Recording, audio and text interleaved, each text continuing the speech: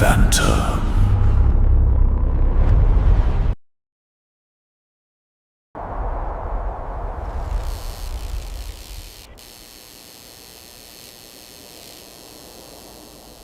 I wasn't supposed to stop there. That's the truth I come back to when I try to explain what happened. I wasn't chasing legends or ghost stories or content. I was just tired. The desert highway stretched ahead of me like a thought I couldn't finish. No curves, no cars, just a straight ribbon of cracked asphalt cutting through sun-bleached nothing. The radio had gone silent an hour earlier. Not static, not interference, just silence, like the sound had decided to stop existing. That was when I saw the sign. Welcome to Marrow's Edge. Population, dash. No number, just a dash.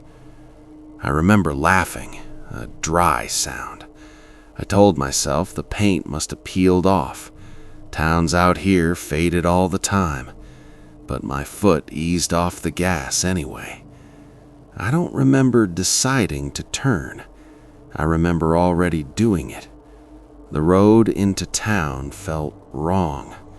Not broken, just unfinished, as if it hadn't been used enough to remember how. Buildings appeared slowly, like they were being loaded in stages. A gas station, a diner, a motel with a single flickering light. No people, no wind. Even my footsteps sounded delayed when I stepped out of the car, like the sound had to think before following me. I took out my recorder. Habit. I always did that when I traveled alone. This is Marrow's Edge, somewhere in western... I stopped. I couldn't remember which state I was in, and that scared me more than anything else. Towns have background noise, even dead ones. Marrow's Edge didn't. No insects, no distant engines, no birds. Even the hum of power lines felt absent, despite the lights being on. I walked past the diner. Inside, plates sat on tables, coffee cups half full, steam long gone, food abandoned mid-meal, not rotten, not fresh, suspended, like time had inhaled and forgotten to exhale. That was when I saw the first person, a man standing in the middle of the street. He wasn't doing anything, not waving, not staring, just standing, facing away from me. I said hello. Nothing. I took a step closer, and he moved. Not away, not toward me. He turned his head slightly, like he'd been waiting for permission. And for just a second, I had the overwhelming sense that he wasn't deciding to look at me. Something else was deciding through him. I didn't stay to find out. More townsfolk appeared as the sun dipped lower. They didn't walk, they repositioned. Every time I blinked, they were somewhere else, leaning against a fence, sitting on a porch, standing too close behind me, always still, always watching, never blinking. I noticed something else, too. None of them cast shadows.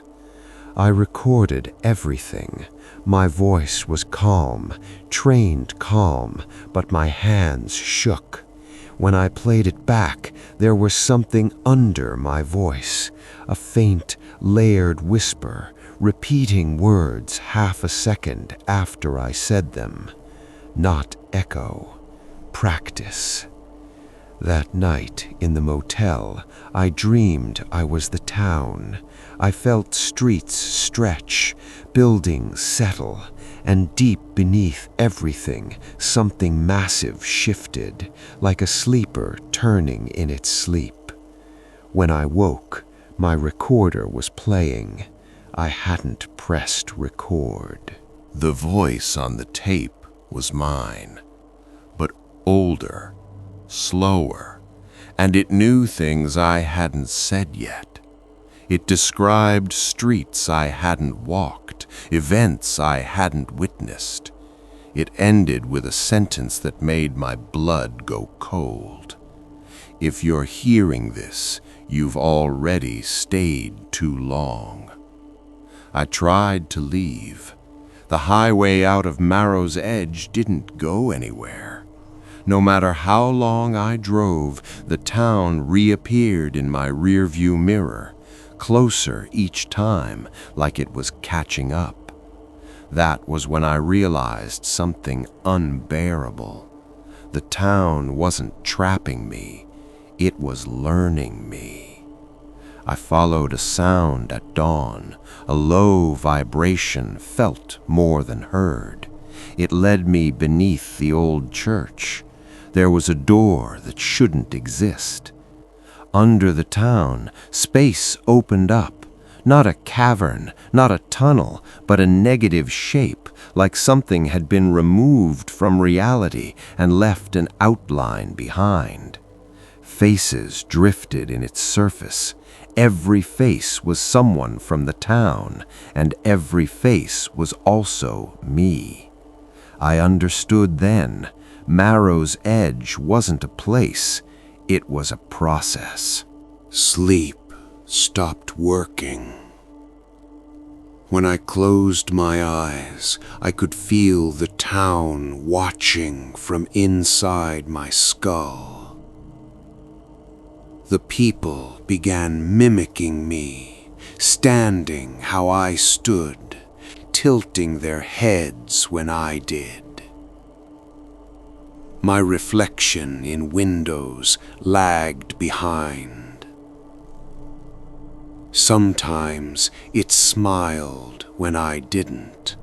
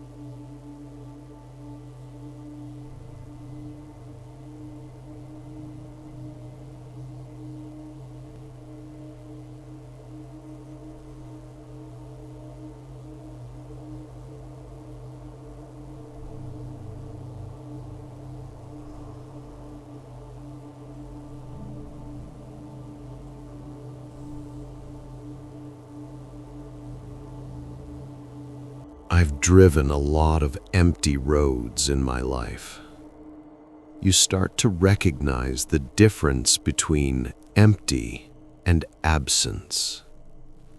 Empty still feels like something passed through recently. Absence feels like nothing ever did. That highway was absence.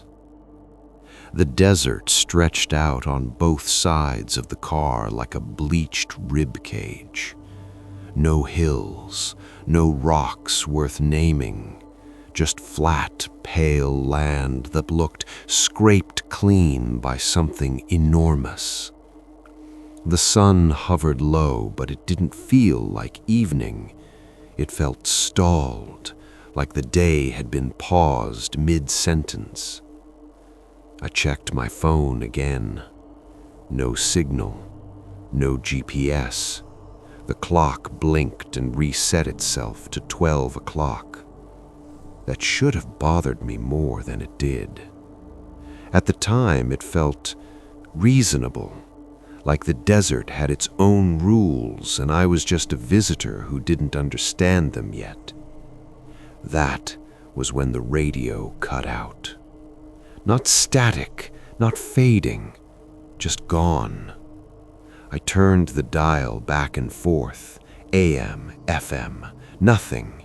Even the low electronic hiss that usually lives underneath silence wasn't there. It felt like driving inside noise-canceling headphones. I remember thinking, this is what being buried must feel like. Then I saw the sign.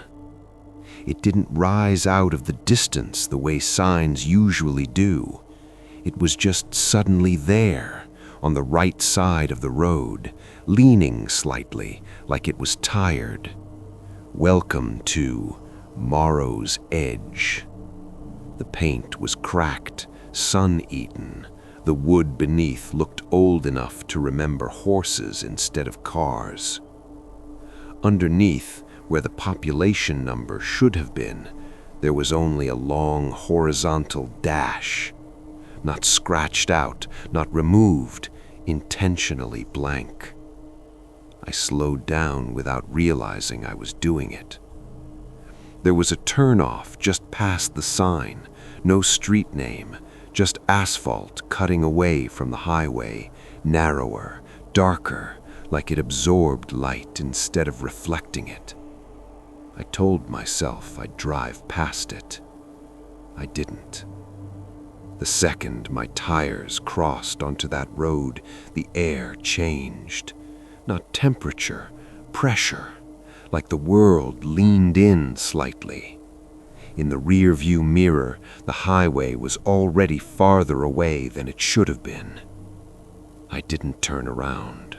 Marrow's Edge unfolded slowly. Not gradually, reluctantly.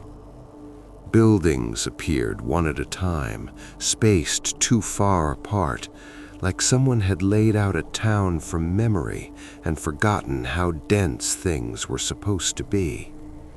A gas station with 2 rusted pumps, a diner with wide front windows and sun-bleached vinyl booths, a motel that leaned subtly toward the road like it was trying to listen. Everything was open, lights on, doors unlocked, no movement. I parked near the diner and shut off the engine. The silence rushed in. I didn't realize how loud the car had been until it was gone. The absence of sound pressed against my ears hard enough to make them ring. I snapped my fingers. Nothing. No echo. No dull thud. Just the visual of skin touching skin, followed by nothing at all. That's when fear finally stirred. Not sharp, not panicked, but deep and heavy, like something waking up. I took out my recorder. I always carried one, old habit from solo trips, interviews, roadside thoughts I never planned to share. Something grounding about knowing my voice existed outside my head. I pressed record. "This is, Marrow's Edge," I said.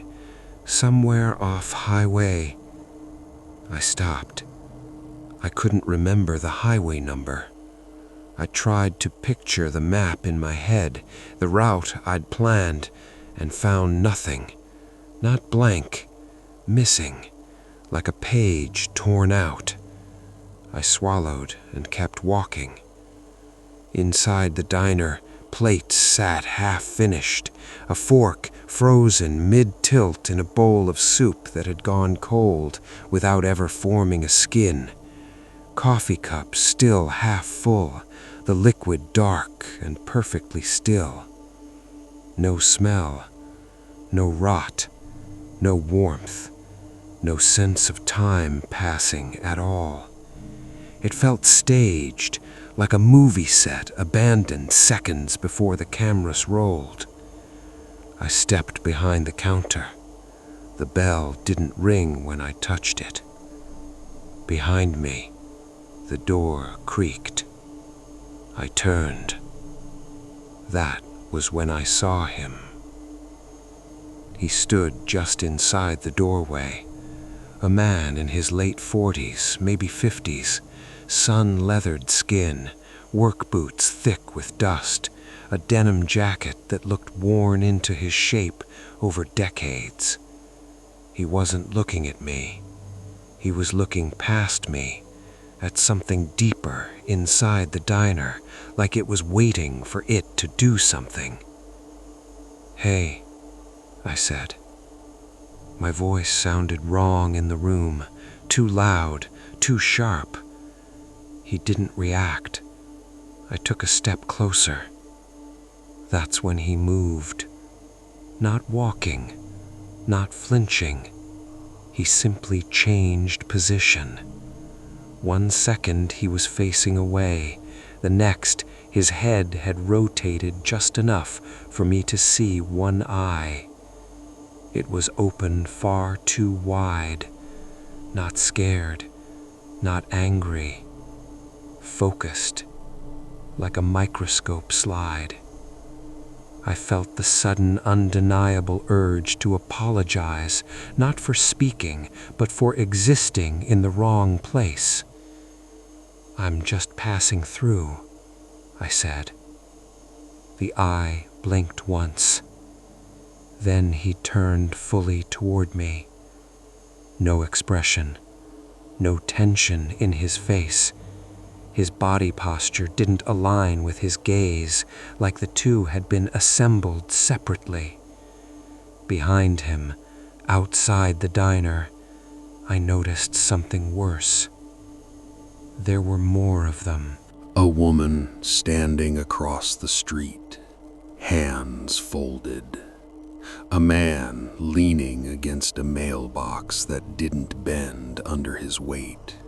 A child sitting on the curb, staring directly at the diner door.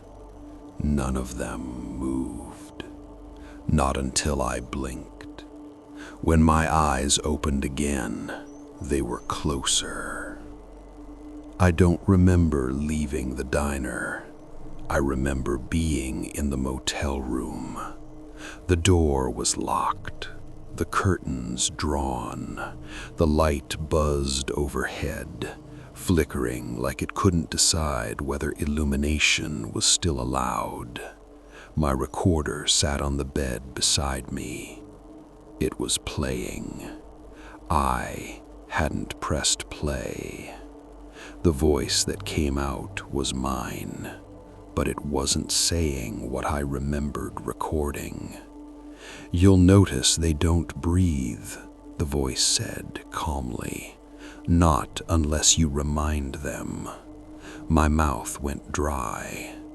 The recording continued. "The town responds to attention. Movement accelerates it. Observation stabilizes it." I lunged forward and stopped the tape. Silence flooded back in, thick, expectant. I rewound, pressed play. Static.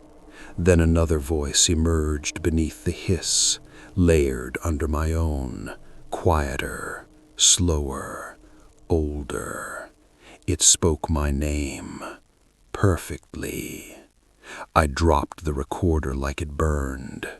From outside the motel, I heard footsteps for the first time. Slow, measured, practiced. They stopped outside my door and waited. Morning came without light. The sky brightened, but the sun never fully appeared. It stayed hidden behind a uniform sheet of pale cloud, casting the town in shadowless illumination.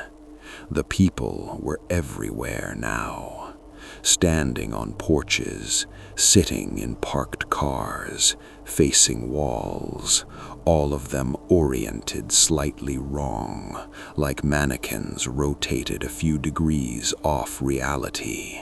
They watched me walk, not with eyes, with alignment. I followed the vibration again, that low, chest-deep hum that made my teeth ache. It pulled me toward the church at the center of town. The church doors were open. Inside, the pews were filled, every seat occupied, every face turned forward, not toward the altar, toward the floor. There was a trap door beneath the pulpit. It was open. The stairs descended into something that shouldn't fit beneath such a small building. The air down there was cold, not in temperature, but in intent. The space beneath Marrow's edge wasn't hollow. It was removed. A cavity carved out of reality, its edges defined by the absence of meaning. Faces drifted along its boundaries like oil on water, stretched, layered, repeating. Every face was someone from the town. Every face was also me. Not copies, iterations. I understood then. Marrow's edge didn't consume people. It replaced perspective. Sleep became impossible. When I closed my eyes, I could feel the town adjusting around me, subtle shifts like muscles flexing beneath skin. The people began speaking, not with words, with proximity. They stood closer when I thought certain thoughts, backed away when I resisted. I caught my reflection in a storefront window. It blinked a half-second late, then smiled. I didn't. The recorder whispered constantly now, even without batteries. It narrated my thoughts before I finished thinking them. It practiced my voice. Segment 7. When the town looks directly at you. Extended. At dusk, the town gathered. Every resident, every shape, every not quite person. They stood in the street facing me, and for the first time I felt it clearly. The thing beneath the town. Vast, patient, incomplete. It needed a stable viewpoint to anchor itself to reality, a witness, a narrator, someone who could observe long enough for it to exist fully. They didn't want my body, they wanted my attention. I ran. The town folded inward, distances collapsed, buildings leaned, the sky pressed down like a lid. I felt myself spreading thin, my memories leaking into the streets, into the people, into the recorder. I understood the cruel genius of it. Anyone could pass through. Only observers stayed. This is the last thing I recorded. If you're listening to this, you found my voice somewhere it shouldn't be. Maybe on the radio, maybe on a tape that isn't yours, maybe in your own head. Don't slow down. Don't look directly at empty towns. And if you hear your name spoken before you introduce yourself, it's already learned you. Marrow's edge doesn't end. It waits. And now, I'm very good at waiting. The bell rang when I opened the door. That alone nearly sent me running. The sound was sharp, metallic, real, a violation of the rules the town had followed until now. It echoed too long, stretching unnaturally, but it existed. Inside, the diner looked unchanged. Same plates, same coffee, same frozen meals. But someone sat at the counter. A man. Late 30s, dark hair, clean jacket. He looked normal. Too normal. He turned when I stepped inside. "About time," he said. My knees nearly buckled. "You're the first person who's talked," I whispered. He frowned. "That's not true." "Yes, it is." "No," he said gently. "It's just the first time you noticed." We talked for a long time, or something that felt like time. He told me his name was Evan, and that he'd arrived in Marrow's Edge 6 years earlier. He said the town used to be quieter back then, less ambitious. "It's hungry now," he said, stirring coffee he never drank. "You accelerated things." I asked him why he wasn't like the others. He smiled sadly. "I left," he said. I laughed. I couldn't help it. "No one leaves." He met my eyes. "Exactly." Evan explained what Marrow's Edge really was. Not a trap, not a predator, a recording device. Long before the town existed, before roads or borders, there had been something vast beneath the desert, a structure of awareness without identity. It couldn't see itself, couldn't define its own edges, so it learned to borrow perspectives. Witnesses arrived, some passed through, some stayed long enough to leave impressions. Over decades, those impressions layered until they formed a place, a framework that could attract and stabilize more observers. A town, a lens. The more complex the observer, Evan said, the more complex the town becomes. "And me?" I asked. He hesitated. "You narrate," he said. That night, I dreamed in voices that weren't mine.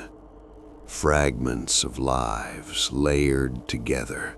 Men, women, children, all speaking in first person, all describing the same streets from different decades. Horses turning into cars, dirt roads becoming asphalt, the diner assembling itself around a memory of hunger. When I woke, My recorder was full. Hours of audio, none of it in my voice. Evan disappeared the next day. Not gone, reassigned. I saw him standing near the church, posture slack, eyes unfocused, head tilted slightly wrong. When I called his name, he didn't respond. The town had reclaimed its exception, and now it wanted another. The recorder spoke clearly that night, not mimicking, not rehearsing, speaking. "You stabilize well," it said, in my voice but not my cadence. "Your attention is consistent." I smashed it against the wall. It kept recording. I understood the danger then, not of dying, of becoming infrastructure. If I stayed aware, if I kept observing, narrating, describing, the town would finish building itself around me. I would become the voice people heard when they arrived, the first speaker, the welcoming committee. I would say, "About time." I decided to break the pattern, not by leaving, by stopping narration. I stopped recording, stopped describing, stopped forming sentences in my head. I let my thoughts fragment, let meaning dissolve. The town reacted violently. Lights shattered, buildings warped, people froze mid-motion like corrupted frames. Something beneath the streets screamed, not with sound, but with loss of coherence. For the first time, Marrow's edge was afraid. That's when I found the second highway. It wasn't there before. It hadn't been possible. But now, without narration anchoring it, the town couldn't maintain its edges. The road appeared like a scar, and someone was standing at its entrance. A woman, holding a recorder, looking at me like she'd been waiting her entire life. That might sound like a small thing, but in Marrow's edge, echoes were a currency. Sound didn't just bounce, it reported itself to the town, giving it information. Her voice existed and then ended, cleanly, without feedback. I hadn't heard a sound like that since before the diner bell rang. "Who are you?" I asked. She glanced past me toward the center of town, where the church steeple bent slightly inward now, like it was listening. "Not here, and not yet," she said. I hated answers like that. The town loved them. She stepped closer to the highway entrance, careful not to cross it. The road pulsed faintly under her boots, like a vein beneath skin. "You broke something," she continued. "That doesn't happen often." "I didn't mean to," I said. She smiled. It wasn't unkind. No one ever does. We walked along the edge of the second highway without entering it. That was her rule, not mine. She stayed exactly one step away from the asphalt at all times, like a swimmer testing cold water, but never diving in. "My name is Marrow," she said, which is unfortunate given the town. I almost laughed. Almost. "Are you another witness?" I asked. She shook her head. She was. Past tense. That sent a chill through me, sharper than anything the town had managed so far. "You left," I said. "Yes. That's impossible." She met my eyes. For the first time, I saw something in her expression that matched how I felt. An exhaustion that went beyond fear. the kind you only get from surviving something that rewrites you. So they told you that too, she said. Mara told me about the man who left before me. Not Evan. Someone older. Someone quieter. She said his name carefully, like it might still have weight. Thomas Reed. He arrived before the diner had glass in the windows, she said, before the gas station existed, back when Marrow's edge was just a shape in the dirt and a few borrowed habits. Thomas had been a surveyor, government contract, mapping land no one cared about yet. He noticed inconsistencies first, not ghosts or silence, but measurements that didn't hold, distances that changed when you walked them twice, elevations that flattened if you stared too long. He didn't narrate, Mara said. That's why he lasted. Thomas didn't describe, didn't record, didn't assign meaning. He just measured. And that mattered, she said, because the town couldn't learn from him the way it learned from the others. Thomas figured out something no one else did. The town didn't trap people. It invited replacement. When a witness stabilized the town too well, when they gave it a coherent perspective, a narrative spine, the town no longer needed them as a person. It needed them as a function. So it copied. Thomas saw the early versions of this. People whose faces softened over time, whose memories started repeating, whose conversations looped, slightly off each time. He realized the town didn't erase witnesses. It rendered them redundant. And redundancy, Mara said, is the only thing Marrow's edge doesn't tolerate. Thomas didn't leave by finding an exit. He left by becoming unimportant. He stopped reacting, stopped paying attention, stopped caring whether the town existed. When you don't observe it, Mara said, it can't observe itself through you. The town tried to provoke him, created anomalies, let people speak, bent streets in obvious ways. Thomas kept measuring fence posts, kept writing numbers that didn't add up. The town couldn't use him, and eventually it let him go. Where is he now? I asked. Mara hesitated. Everywhere else, she said, which is another way of saying nowhere specific. That answer made more sense than I liked.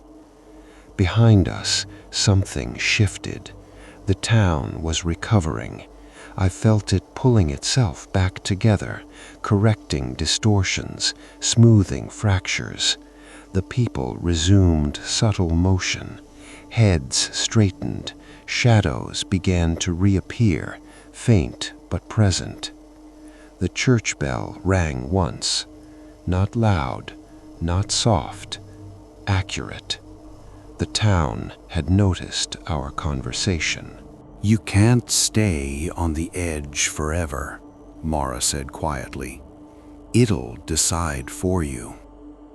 I'm not planning to stay, I said. She looked at the recorder in my hand. Yes, you are.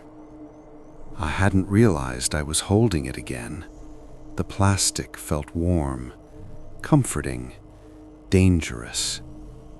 You narrate when you're scared, she continued. You narrate when you're thinking, when you're trying to understand. That makes you useful. I can stop, I said, though my voice lacked conviction. Mara shook her head. You already tried that. You saw what it did. She gestured toward the second highway. This appeared because the town lost coherence. It's not an exit, it's a symptom. We watched as the road shimmered. For a moment, I could swear I saw scenes playing across its surface, not reflections, but alternatives, different skies, different towns, a forest instead of desert, a city street instead of a diner. The highway wasn't leading away from Marrow's edge, it was leading elsewhere. To other versions, other attempts. "How many?" I asked. She didn't answer. That night, we stayed near the edge, not together, not apart. The town didn't like us clustering. It preferred isolation. I sat on the hood of my car, watching the sky. For the first time since arriving, stars appeared. Too many, too sharp, like they'd been waiting for permission. Mara sat a short distance away, her recorder resting on the ground between her boots, silent. "Why help me?" I asked eventually. She didn't look at me. "Because you're close to becoming Thomas, or Evan. Or worse." "What's worse?" She turned then. "Becoming the voice people trust." I slept. That shouldn't have been possible, but exhaustion overrode fear. I dreamed of Thomas, not his face, never his face, but his hands, measuring the world, writing numbers, refusing to assign meaning. When I woke, my recorder was on. I hadn't touched it. The voice playing back wasn't mine. It wasn't Mara's. It was calm, male, neutral. It is inefficient to resist narration, but resistance has produced variation. I recognized the cadence from Evan, and from the diner, and from myself. The town had found a workaround. Mara listened to the playback without reacting. "It's getting better," she said. "At what?" I asked. "At sounding convincing." She picked up her recorder and pressed play. Static. Then Thomas's voice emerged, flat, distant, uninterested. "You can't leave by running. You leave by being useless." The town shuddered, just slightly, enough to notice. Mara smiled for the first time. "See," she said, "it still remembers him." That was when the people began walking. Not repositioning, not shifting, walking toward us in unison. The town had made a decision. It would not let two unstable observers remain at the edge. It would simplify. It would choose. Mara looked at me.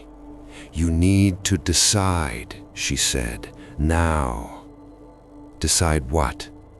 "Whether you want to disappear," she said, "or be heard."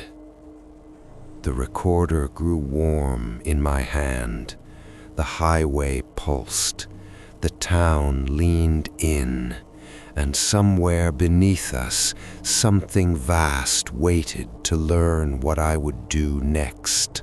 The town didn't rush us. That was the worst part. It learned that patience was more effective.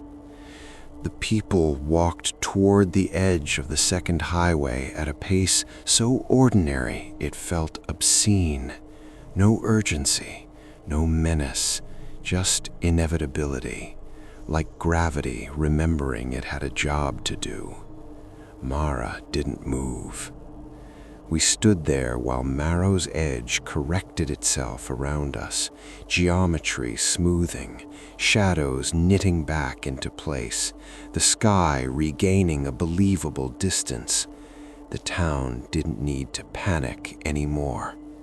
It had a plan, and that plan involved the recorder in my hand.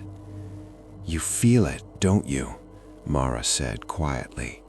"How much it likes you." I didn't answer, because answering would have meant narrating.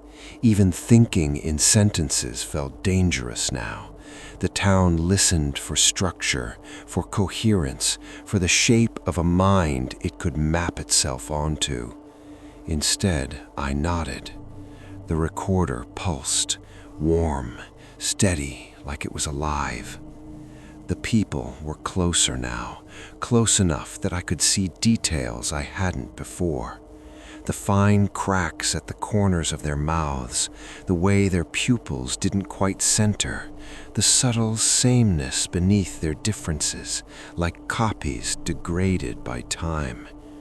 "How many of them are real?" I asked. Mara considered the question. "Define real," she said. The first copy happened without ceremony. A man near the front of the approaching group, someone I didn't recognize, someone I was sure hadn't been there yesterday, stopped walking. He tilted his head, listening. Then he spoke, in my voice. "Observation log. The town appears stable." My stomach dropped. The recorder in my hand clicked, recording him. I hadn't pressed anything. The man continued, speaking smoothly, confidently, using my cadence, my pauses, my habits of speech. He sounded like a better version of me, less afraid, more certain. Behind him, another townsman opened his mouth and spoke the same words, perfectly synchronized. Mara swore under her breath. "It's accelerating. It's not waiting for full integration anymore." "What's happening?" I asked, unable to stop myself. The town leaned in at the sound of my voice. Mara grabbed my wrist hard, but it was already too late. The recorder buzzed. A second red light blinked on, one I hadn't seen before, then a third. The man who sounded like me smiled, not kindly, not cruelly, competently. The recorder didn't just capture sound, it distributed it. That realization hit me all at once, like a delayed injury finally registering pain. Every time I spoke, every time I described, the recorder wasn't archiving, it was seeding. My voice wasn't being saved, it was being propagated. Marrow pulled me back, away from the edge, away from the copies. The second highway shimmered violently now, images flickering across its surface, towns like Marrow's edge, but different. Some forested, some coastal, some urban. All of them failed, she said. Every version where narration won. Won what? I asked. She met my eyes. Control. We retreated into the diner. The bell rang again. This time, it hurt. The sound wasn't just loud, it was precise, slicing the air into measurable pieces. The town had learned how to make noise matter. Inside, the copies followed. Not all of them, just enough. They took seats at the counter, in the booths, standing in the aisles. Each one held themselves differently, but when they spoke, it was always my voice. They spoke over one another, but never at the same time, taking turns, practicing. Fear response detected, one said. Subject demonstrates resistance, said another. Narration quality remains high, said a third. Recommend preservation. I felt nauseous. They're not people anymore, I whispered. Marrow shook her head. They never were. Not like you. I noticed something else then. Each copy had a recorder, not identical, some older models, some newer, some visibly broken, but every one of them had a device capable of capturing sound, and every recorder was recording. The diner filled with a low hum, not noise but activity, data moving, patterns syncing. This is how it spreads, not by place, by voice. I looked at Mara's recorder, then at mine. "How many copies of me already exist?"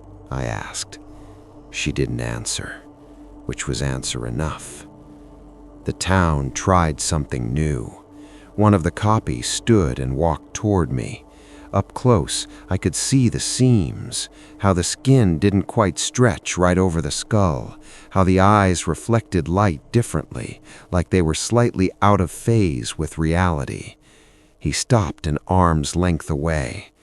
"You're not me," he said. "That's inefficient thinking," he replied. "I contain all relevant observations." The recorder in my hand vibrated sharply. The copy leaned closer. "You're tired," he said. "Let us continue." Mara smashed her recorder on the counter. The sound was explosive, not loud, disruptive. The hum stuttered, the copies flinched. Several of the recorders flickered, lights blinking erratically. "For a place that loves sound," she said coldly, "it hates noise." She grabbed my hand. "Run," she said. "Not away from the town, through it." We ran out the back of the diner, through an alley that shouldn't have connected to anything. The walls shifted as we passed, bricks stretching like rubber, perspective collapsing and reforming with each step. The copies followed. They didn't run. They didn't need to. They appeared where we were going. Every time I glanced back, there were more of them, dozens now, my voice echoing from too many mouths, overlapping just enough to make my head spin. "Stop observing," Mara shouted. "Stop naming things." I clenched my jaw and focused on raw sensation, pain in my legs, the burn in my lungs, the scrape of gravel underfoot, anything without words. The town screamed. We reached the church again. The trapdoor was open. The void beneath pulsed, unstable, faces rippling across its surface in rapid succession. I saw Evan. I saw Mara. I saw myself, repeated endlessly, each version slightly altered. This is where it stores perspective, the archive. The copies poured into the church behind us, filling the pews, blocking the exits. Their voices merged into a single coherent narration. "Integration imminent," they said together. The recorder in my hand grew unbearably hot. I understood then what it wanted. Not my body, not even my mind, my continuity. Mara stepped in front of me. "You can't win this by fighting or by running." "What do I do?" I asked. She reached into her jacket and pulled out something small, a cassette tape, unlabeled. "This is Thomas, not his voice, his method." I stared at it. "What happens if I play it?" Mara's expression softened. "You stop being interesting." The copies surged forward. The town leaned in. The void below us stretched wider, eager. I slid the tape into my recorder. For the first time since arriving in Marrow's edge, I pressed play on purpose. There was no sound, no voice, just numbers. Measured distances, fence posts, elevations, meaningless data spoken without emphasis, without narrative, without care. The town convulsed. The copies screamed, not in pain, but in confusion. The recorder vibrated violently, lights blinking out one by one. I felt something loosen inside me, a thread snapping. The copies collapsed. Some froze mid-motion, others blurred, their forms losing definition, like bad reception resolving into static. The church walls cracked, reality splitting along stress lines. The void beneath us shrank, not disappearing, but losing interest. Mara grabbed my arm. "This won't last," she said. "It never does." The recorder went silent, cold. For the first time, it felt like an object again. Outside, the town was changing. Buildings softened at the edges, streets lost their alignment. People stood uncertain, no longer synchronized. The second highway flickered wildly. "You bought time, not freedom," Marrow said. I looked at the town, at Marrow's edge, wounded but alive, already beginning to adapt. "How many towns are there?" I asked. Marrow looked at the highway. "Enough," she said, "and growing." That night we stood at the edge again. The second highway stabilized into something almost solid. Images no longer flickered randomly. They repeated.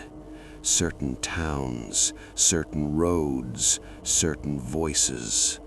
The recorder in my hand was quiet, for now.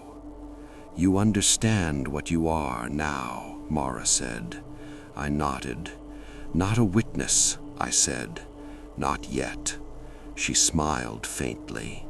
"A vector," she said. Behind us, Marrow's edge listened. Ahead of us, the road waited, and somewhere far beyond the desert, another town was learning how to stare back.